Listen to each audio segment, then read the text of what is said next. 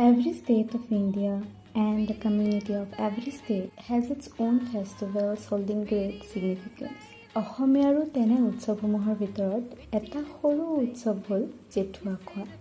জেঠ বা ফাগুন মাহত জন্ম হোৱা জাতকক বহাগ জেঠৰ দুমাহীত নাইবা গোটেই জেঠ মাহটোৰ যিকোনো এটা দিনত বহু কেইবিধ ব্যঞ্জন প্ৰস্তুত কৰি খাবলৈ দিয়া হয় আৰু তাৰে ভিতৰত বিশেষ কিছুমান হৈছে বেত বাঁহৰ গাজৰ বৰ, বিভিন্ন শাক পাচলি ইনক্লুডিং লাও, কোমোৰা, বেঙেনা, মৰাপাত, কঁঠালৰ মুচি, ভেদাইলতা, মানিমুনি, মাছ, মাংস, কণী, 2-3 ধৰণৰ দাইল, পিঠা, লাৰু, পায়স। আমাৰ ঘৰত ভাইটি হয় জেঠুৱা, সেইকাৰণে আমাৰ ঘৰত এই পৰ্বটো কৰা হয় সৰুকে হ'লেও।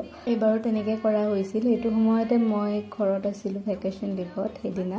এই পৰ্বটোৰ বিষয়ে আপোনালোকে জানিছিলনে আৰু পালন কৰেনে? কোনে কোনে কৰে, কোনে কোনে আজিহে গম পালে, কমেণ্ট কৰি জনাবচোন।